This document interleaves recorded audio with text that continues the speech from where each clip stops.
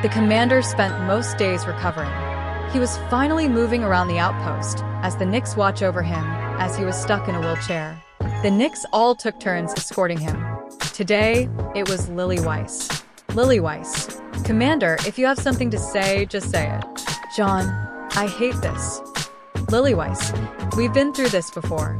You need to take good care of yourself. John, if I did nothing, we would be space dust by now. Lily Weiss, we know that, and we thank you, Commander, but if we lose our foremost defender, what do you think will happen to the rest of us? John, Lily Weiss, can't talk back now? Just relax and let the people you trained do the work for now. Then suddenly a squadron of Raptures passed Checkpoint Alpha. A NIKKE and Jaune squad were already there to intercept. John wanted to stand but was pushed down by Lilith as she points to the response force. It was the Goddess squad along with the newly formed EFSF. A Rapture received a hole in its head courtesy of Snow White's anti-armor rifle. Snow White, 67. Art by Pietro. Then another was sniped easily, keeping the Raptures pinned.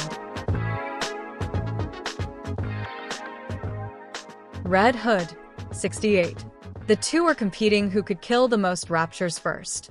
Then suddenly one Rapture called for reinforcements, screeching in the air. And a few minutes later more Raptures crossed the Mirage line. The Mobile Suit Corps showcased their skills as they were trained by Jaune. Jaune 1, opened fire.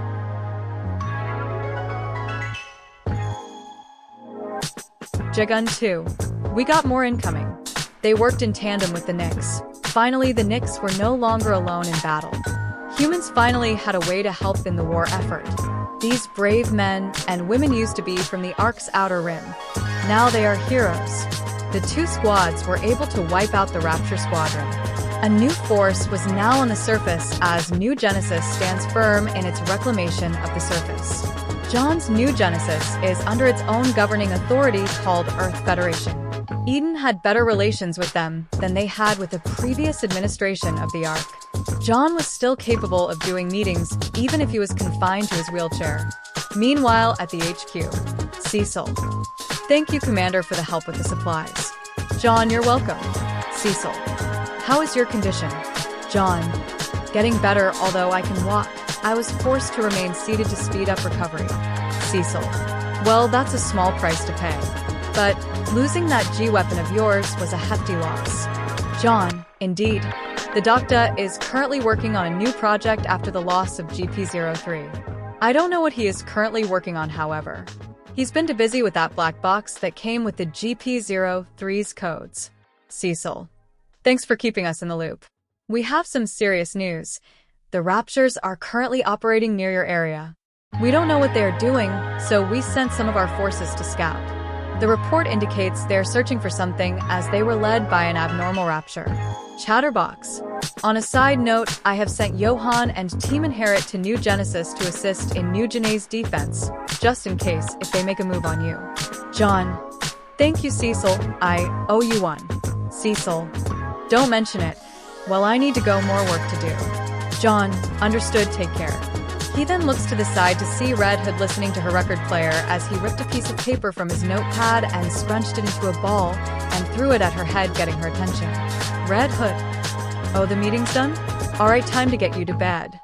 She wiggles her eyebrows. Jaune, you are the worst. She smiled and just pushed him back to his bed. A week passes as he was finally able to walk again despite everyone enjoying helping him to his chair. It was like lifting a toddler to them, and they were able to pop a feel from time to time despite the commander's annoyance. The Raptures were still operating near the area. Jaune was on patrol as he finally was able to join the defense operations. One particular day or night, the NIKKE were handling a small force who mistakenly passed the Mirage line. They were using stealth tactics to take them down. This time it was the counter's turn as they quickly dismantle the Raptures until one who is playing dead makes a beeline to alert its allies. That is until a beam melted its head off. Anise. Whoa, nice shot. Who was that? Neon. That firepower, it's a Jaune. They looked up to the wall to see. It was a Jaune, but it was much more equipped. Roppy. It's similar to the Jaune, but it has more equipment attached to it. Noting the multiple eye sensor mask, the combat knife, the beam pistol, and rifle, he jumps down and links up with the counters. The faceplate open up, surprising them. Roppy, Anise, Neon. Commander? Jaune, I'm back. Roppy. Are you fit to even fight? Jaune, I am. He flexed his bicep and was okay. Anise. Well, he's back to his usual self at least. Neon. So Master's okay now?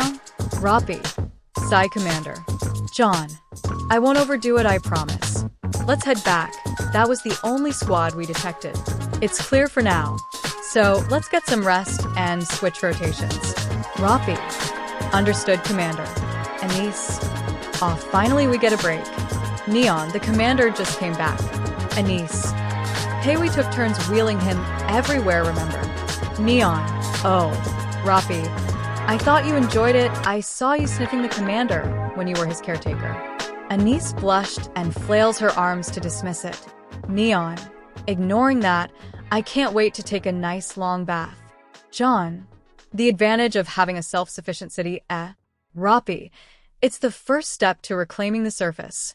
They all went back to the headquarters to finally rest. Later that night, Jaune was staring at the sky. Then he heard someone walk up behind him. It was his most loyal Nick. Jaune, Roppy. Roppy, Commander. This is your first time staying up in a long while. Is something wrong? Jaune. Nothing. I've been reminded how alone I am in the world. Roppy, you are? Jaune. I am the last of my species, Roppy. I'm not from here. Roppy. You are more human than most of the commanders I have seen from the Academy. She puts her hand over his. Roppy. You are not alone. Jaune. I guess I'm not. Thank you. Roppy. She just leaned onto him as they gazed at the stars. They stayed that way until they had to go back to sleep. The next day, the Commander was just tapping away on his personal computer dealing with New Genesis day-to-day operations until an urgent call came through. Incoming transmission. Doctor. Commander, I need you to come to my coordinates immediately. I don't have time to explain. The Commander then suits up and notified everyone he was launching. The NIKKE prepared to move to the location to assist. The location was also within Eden's reach as his call to arms was received. Later, at an undisclosed location, Jaune arrives and sensors detected him as a hidden door opens, letting him through. Jaune felt his head pound as he feels a familiar sensation. It was something he felt during his final battle against the Raptures before he was taken by the central government. He felt the facility shake as the Raptures already arrived, trying to destroy whatever it is that was stored here. He arrived at the lowest floor and found Dr. Hard at work tuning some kind of OS to a plain-looking suit. Jaune. Doctor, what is going on? Doctor, I managed to decode the message. It was addressed to you. It can only be played for you, as this information is locked to your genetic material. They felt a great shake as an explosion could be heard. Doctor, we don't have time. Get in, and it will play for you. The Commander nods and enters the mobile suit. It starts to power up as it scanned Jaune until it gave the all-clear. Then, a recorded message begins to play. I know you may never want to hear from me ever again, but I wish to leave this message for you. Jaune remembers the voice as he looked to the heads-up display, playing the message, and someone came into view. It was a man who the Commander may look like in the future. Jaune, Father. Jonah. I wish I was there to see you, but we both know that the war demanded my attention. I just wanted to end it, so I could come back to see you grow up into an adult. Your mother would always say my work was also important, and I knew she wanted me home. But how could we have a home when war can easily claim it? So, I dived into my work to find a solution. And I did. My research found the possibilities with all of us, but only a select few could fully harness it, or have the heart to seek that potential. There were times that I saw that potential within you whenever you perform in your school. But I loved you too much to put you into this position, and your mother would agree. Tears trickled down Jaune's face listening to his father's last message. Then it switched. Joy, Jaune. Jaune, mother.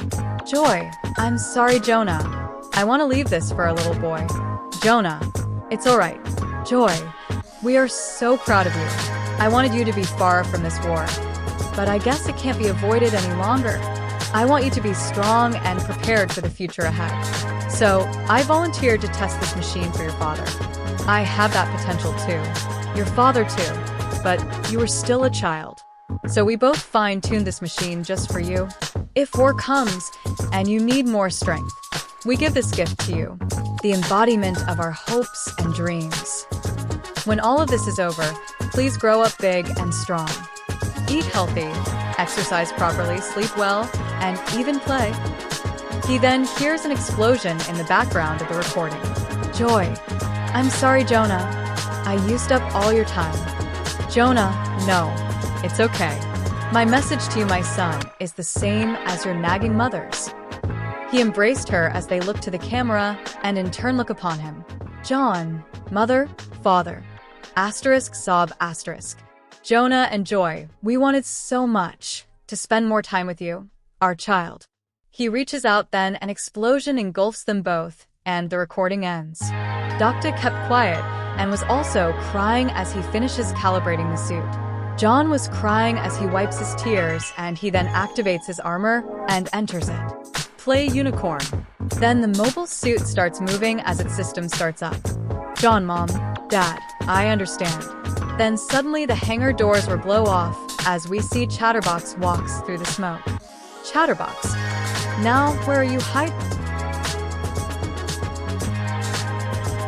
The new mobile suit finally comes into view. The UC project was finally completed as it takes its first steps. Chatterbox, I see. So this is where you were, Commander. John's eyes sharpen as he was reminded of who were the ones that took everything from him. His family, his friends, his home. This time he will protect everyone. John, get the hell out of our world. He then rams into Chatterbox as he launches up the path, smashing him into numerous pillars, and both flew outside. The Doctor donned his own suit and escapes through another passage. Meanwhile, outside, we see the NIKKE saw something launch into the air through an explosion. Chatterbox, what the hell are you? John's eyes narrowed as his HUD switches, showing the words Destroyer Mode. The armor then starts to shift. Chatterbox, what the hell?